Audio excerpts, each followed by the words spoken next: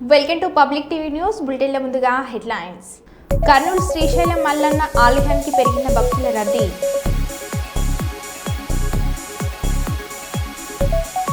తెలంగాణ భవన్ నుండి బీఆర్కే భవన్ కు బయలుదేరిన మాజీ మంత్రి హరీష్ రావు. తెలంగాణ భవన్ కు భారీగా చేరుకున్న బీఆర్ఎస్ కార్యకర్తలు.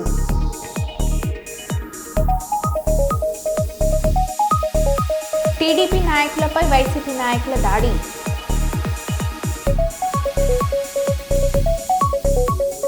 పెద్దపల్లి జిల్లా గోదర్కని గాంధీ చౌరస్తాలో కాంగ్రెస్ పార్టీ నాయకుల సంబరాలు.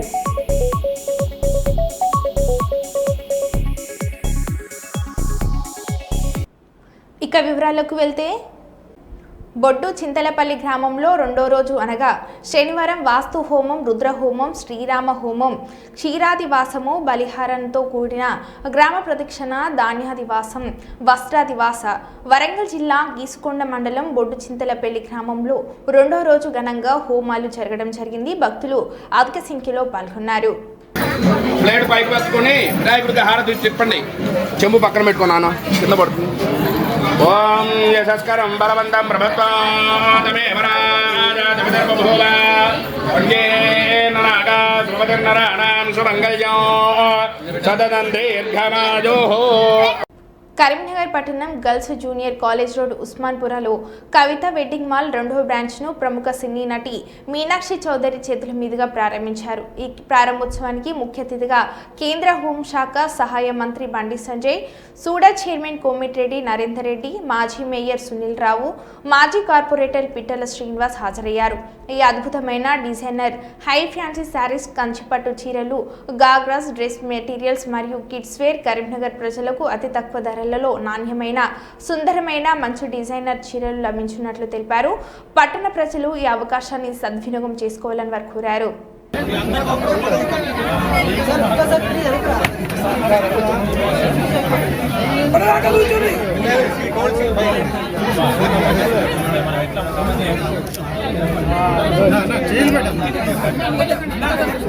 Wow, beautiful madam.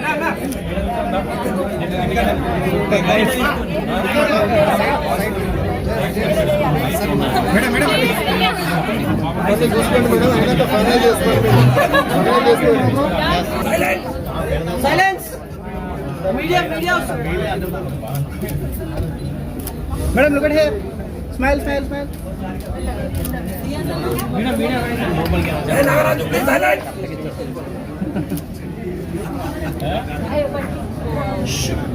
Camera on ఉంది. మేడం చేసిన బాగా చాలా బాగా కనబడుతున్నారు. ఎక్సలెంట్. కలెక్షన్ సూపర్ ఉన్నాయి సార్.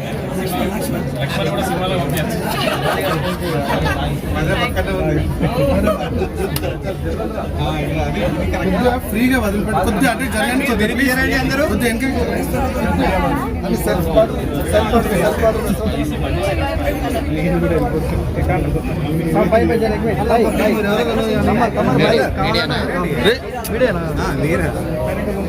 మేడం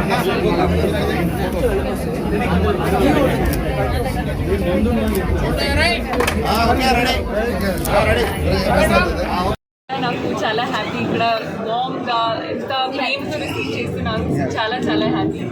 అండ్ ఇప్పుడే జస్ట్ ఇందాక I had like one round up and చాలా మంచి డిజైన్స్ ఇక్కడ. పెళ్ళైనా పండుగ అయినా ఐ థింక్ మీకు అన్ని క్వాలిటీ, అన్ని వెరైటీకి సారీస్ కానీ, outfits, wedding wears, women wear, kids wear అన్నీ మీకు ఇక్కడ దొరుకుతుంది.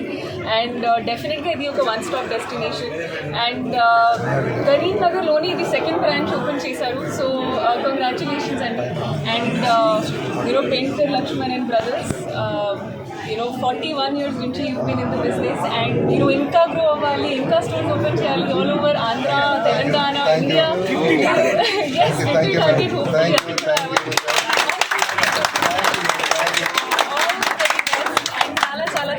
మా స్టోర్లకు అందరికి మీరే రావాలి. అన్ని స్టోర్లు ఓపెనింగ్ టైం లేకుండా చాలా హ్యాపీ. థ్యాంక్ యూ అందరికీ. థ్యాంక్ యూ మీడియా వాళ్ళకి, అందరికీ. So happy, so supportive. And Karimnagar में आना आपका ये पहली बार है?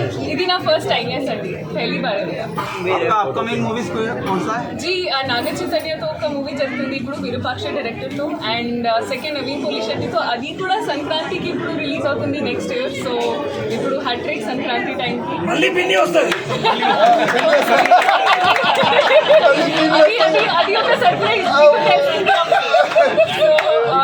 కానీ అది కూడా fun comedy full family entertainer ఇది కూడా. సో చాలా చాలా ఎక్సైటెడ్గా ఉన్నాను. నెక్స్ట్ ఇయర్ ఒక మంచి లైనప్ ఉంటుంది. आपका आने वाला मूवी में आपका कैरेक्टर कैसे रहेंगे? बहुत एक्साइटिंग है. కొంచెం డిఫరెంట్గా ఉంది.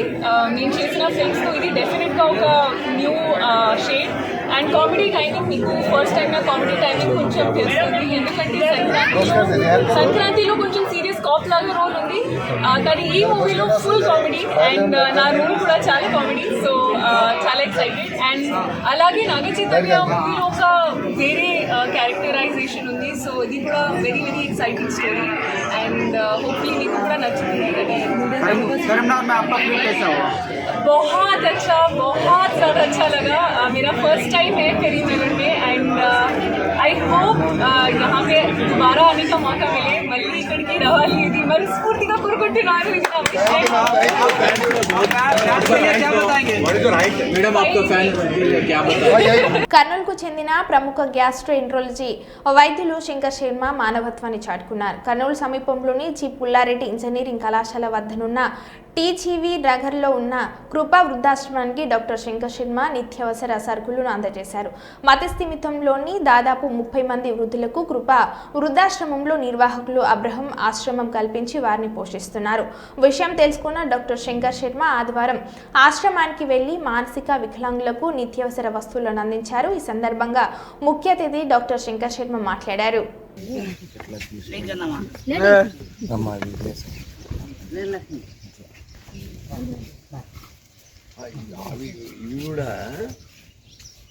ఆవిడ ఇటువైపు నీకు వ్యూ ఏ రకంగా తీసుకోవాలని వీళ్ళు ఇట్లుంటారో వాళ్ళకి అట్లా మనం ఇస్తాము.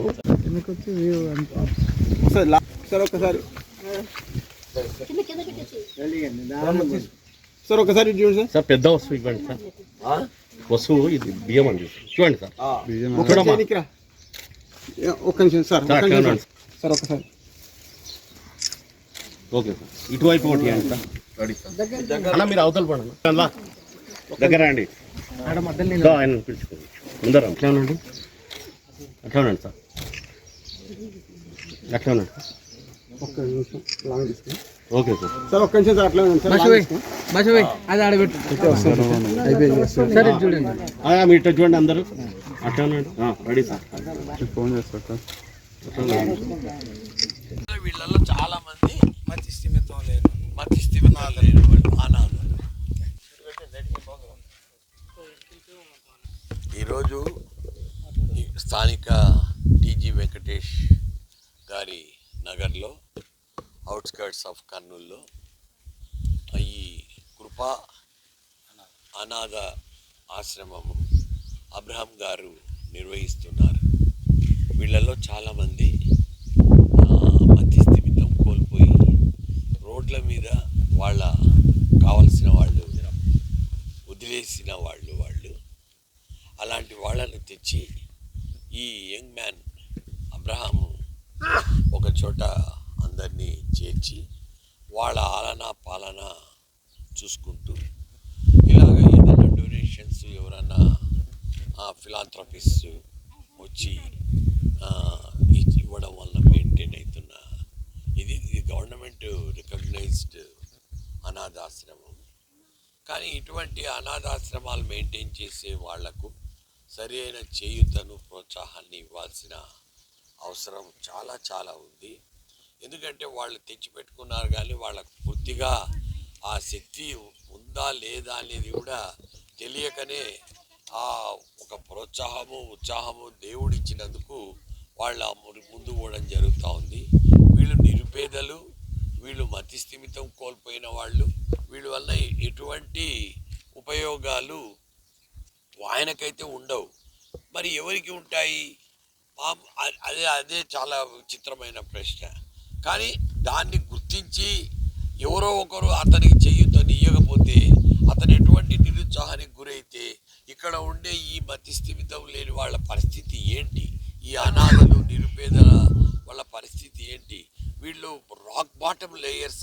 సొసైటీ అంటే అత్యంత అడుగున పూర్తిగా పడిపోయి ఉన్న సమాజాలకు చెందిన వాళ్ళు.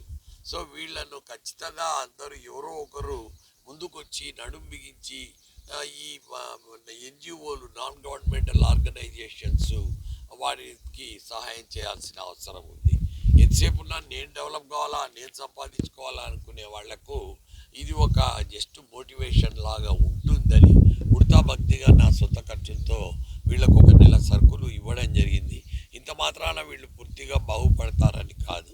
ఎవరో ఒకరు దీన్ని ఒక స్టిమ్యులేషన్గా, ఒక స్టిమ్యులస్గా తీసుకొని ఫర్దర్గా మరింత ముందుకు తీసుకొని పోయి వీళ్లకు అన్ని రకాల హెల్త్, ఆ తర్వాత ఆరోగ్యం బాగుపడేలా కృషి చేస్తారని నేను ఆశిస్తున్నాను. అబ్రహాం గారికి నేను ప్రత్యేక కృతజ్ఞతలు తెలుపుతున్నాను. దివ్య నవ్య దివ్య పెట్టాను.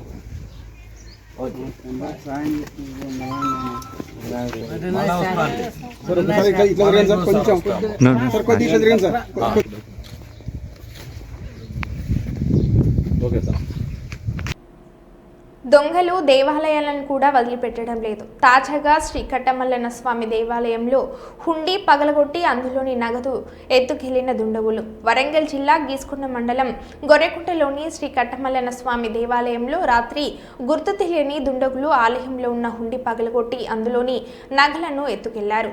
అంతేకాకుండా సీసీ కెమెరాలు ధ్వంసం చేసి హాట్ డిస్క్ కూడా తీసుకువెళ్లారు. ఉదయం మేల్కొల్పుకు సేవకు వచ్చిన అర్చకులు గమనించి ఈవో నాగేశ్వరరావుకు సమాచారం ఇవ్వడంతో ఆయన చేరుకొని గీసుకొండ పోలీసులకు ఫిర్యాదు చేశారు. కేసు నమోదు చేసుకున్న పోలీసులు దర్యాప్తు చేస్తున్నారు. గతంలో కూడా అనేక సార్లు ఆలయంలో చోరీలు జరిగాయని, అయినా ఎవరు పట్టించుకోవడం లేదని, ఇక్కడ పోలీసుల పర్యవేక్షణ లేకపోవడం, కొంతమంది చిల్లర దొంగలు ఇలాంటి చర్యలకు పాల్పడుతున్నారని ఈవో అన్నారు.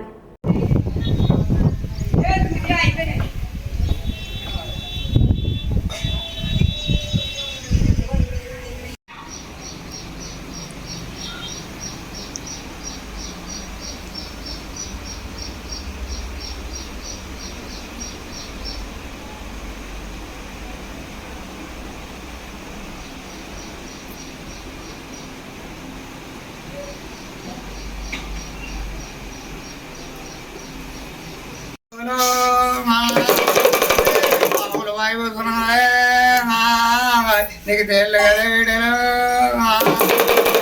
తెల్లవారి దేవుడవు.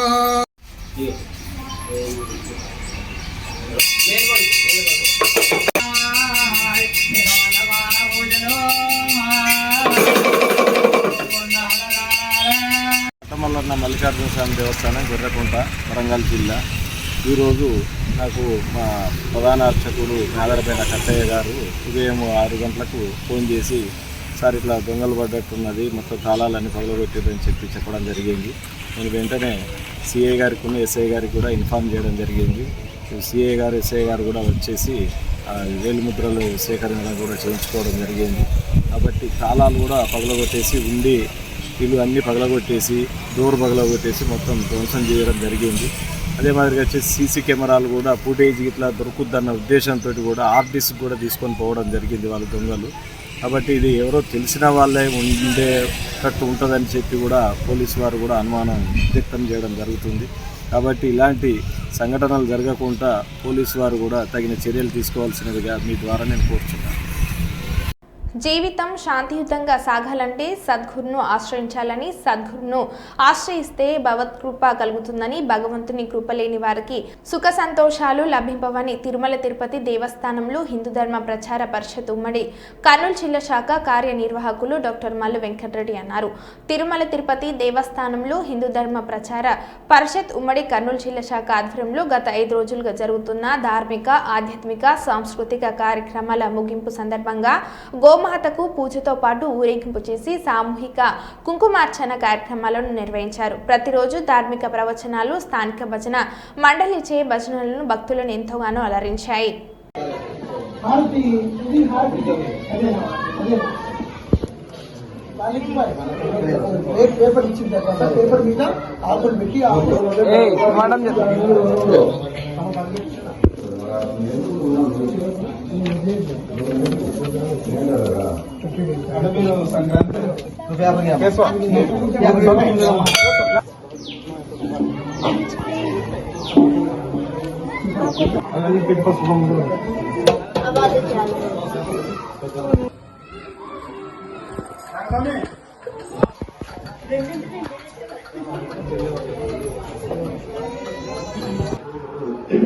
అందరూ కూడా పలకండమ్మా.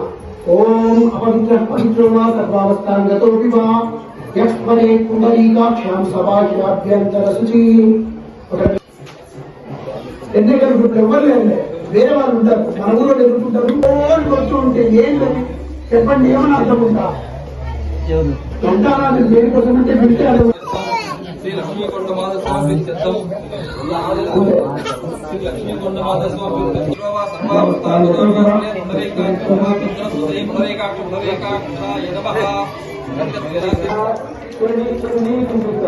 మధ్య మధ్య పాణీయం సమర్పయామి అమృతాభిధారవతి వక్రతుండాయ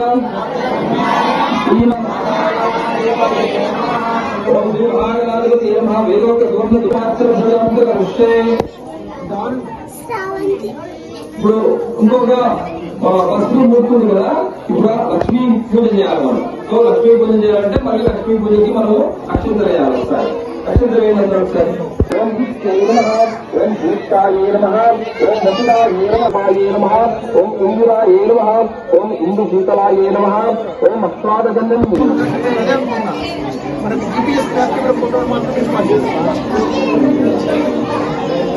ఒక 5 నిమిషాలే అయిపోయింది కొట్టండి.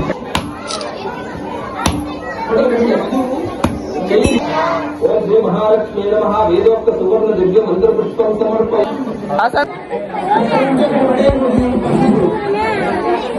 ముఖానికి రాసుకోవాలి ఎవరైనా ఉంటే అప్పుడు హారతి ఇది హారతి అదేనా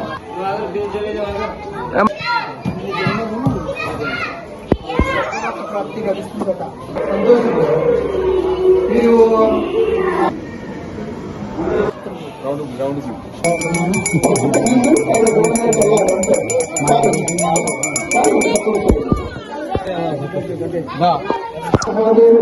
అని ముందు భాగంలో ఉంటారు, 2 సంధ్యలు ఉంటాయి. చక్కర నచ్చన వేయాలి.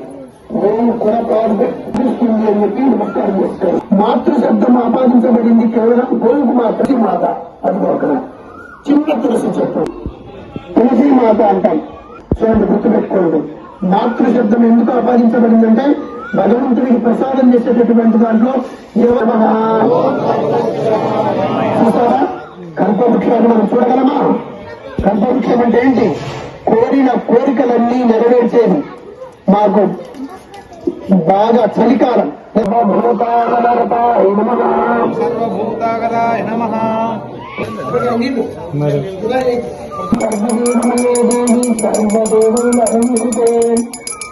కళ్యాణాద్భుతగాత్రాయ కాళికార్థప్రదాయిని శ్రీమద్వేంకటనాథాయ శ్రీనివాసాయ మంగళ.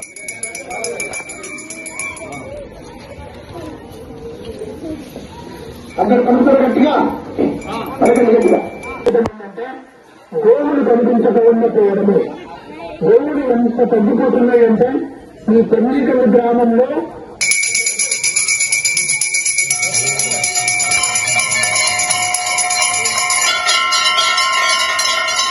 చెన్నూరు ఎమ్మెల్యే డాక్టర్ వివేక్ వెంకటస్వామికి మంత్రి పదవి రావడం పట్ల హర్షం వ్యక్తం చేస్తూ పెద్దపల్లి జిల్లా గోదర్ఖని గాంధీ చౌరస్తాలో కాంగ్రెస్ పార్టీ నాయకులు సంబరాలు జరుపుకున్నారు. పార్టీ సీనియర్ నాయకులు మల్లికార్జున్, విజయ్ ఆధ్వర్యంలో బాణసంచ కాల్చి స్వీట్లు పంపిణీ చేశారు.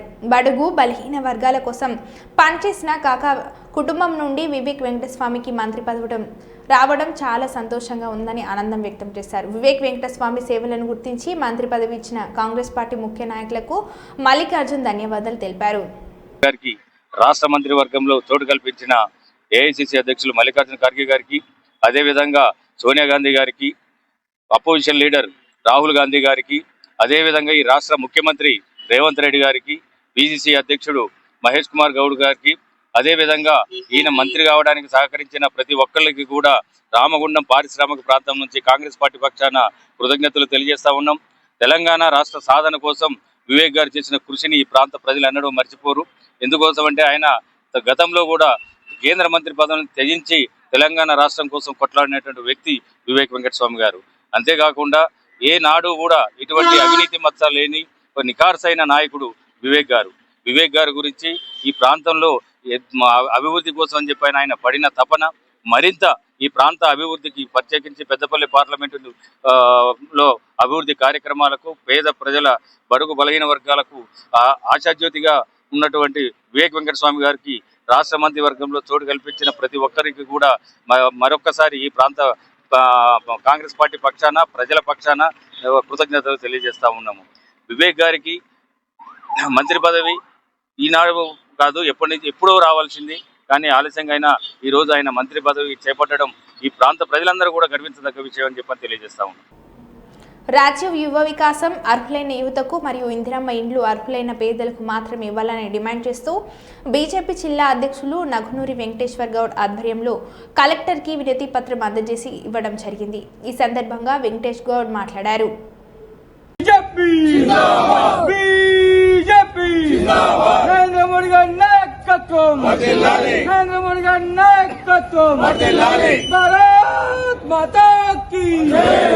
యువ వికాసం, యువ వికాసం, భారత్ మాతాకి. అర్హులైన నిరుపేదలకు ఇల్లు వెంటనే, అర్హులైన నిరుపేదలకు వెంటనే ఇల్లు. భారత్ మాతాకి.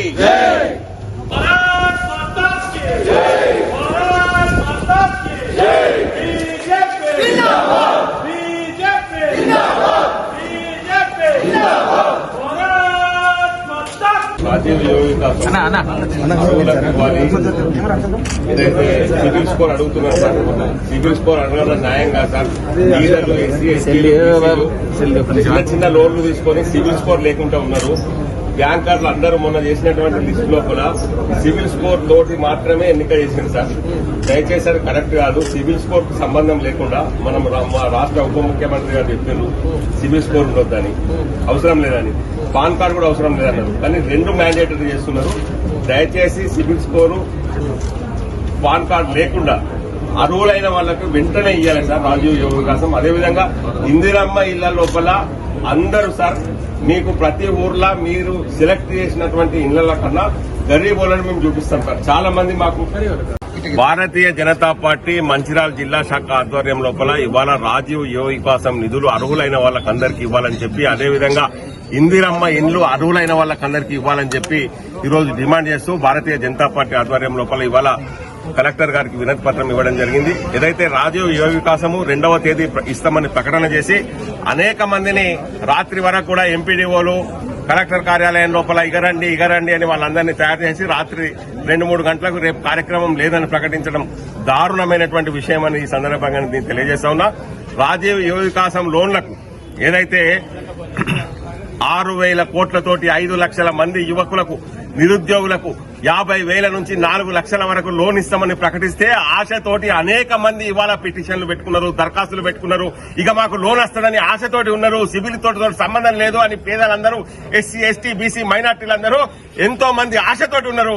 కానీ ఇవాళ రాష్ట్ర ప్రభుత్వం మళ్లీ రాష్ట్ర ఉప ముఖ్యమంత్రి గారు ఇచ్చినటువంటి మాటకు వ్యతిరేకంగా సిబిల్ స్కోర్ అనేటువంటి అంశాన్ని పైకి తీసుకొచ్చి సిబిల్ స్కోర్ లేని వాళ్లకు లోన్లు ఇవ్వమని చెప్పి చెప్పడం అనేది దారుణమైనటువంటి విషయం.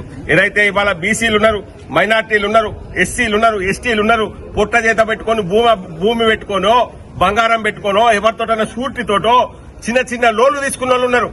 వాళ్ళకి వాళ్ళ లోను కట్టలేనటువంటి స్థితి లోపల వాళ్లకు సిబిల్ స్కోర్ లేదు. ఇవాళ బ్యాంకులలో లక్షలాది రూపాయలు, కోట్ల రూపాయలు ఉన్న వాళ్ళు ఈ 4 లక్షల రూపాయల లోన్ అవసరం లేదు. మీరిచ్చే 50,000 రూపాయల లోన్ అవసరం లేదు.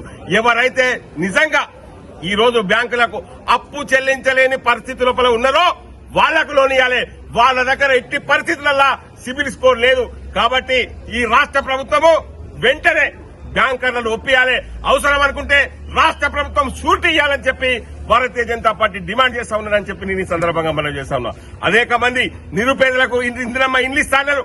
అనేక మంది పేదలకు ఇల్లు ఇవ్వకుండా మీ కాంగ్రెస్ పార్టీ కార్యకర్తలకు ఇల్లు ఇచ్చిండ్రు, మీ ఫాలోవర్లకు ఇల్లు ఇచ్చిండ్రు. వాళ్ళందరికీ క్యాన్సిల్ చేయాలి. వాళ్ళకి ఇవ్వకుండా ఇప్పుడు ఇవ్వకుండా వచ్చేసారి ఇస్తాము, మళ్ళీ వచ్చేసారి ఇస్తాము. తెలంగాణ వచ్చిన సంవత్సరం కాడికెళ్లి 11 సంవత్సరాల నుంచి ఇండ్లు లేవు. మళ్ళీ వచ్చే సంవత్సరం ఇచ్చేటోడు ఎవడో సచ్చేటోడు ఎవడో. ఇప్పుడు అర్హులైన వాళ్ళకి ఇవ్వాలని కాంగ్రెస్ పార్టీని, ఈ రేవంత్ రెడ్డి ప్రభుత్వాన్ని భారతీయ జనతా పార్టీ డిమాండ్ చేస్తా ఉన్నది. భారత్ మాతాకి జై. మరో బిడ్డల మళ్ళీ కలుద్దాం. Stay tune.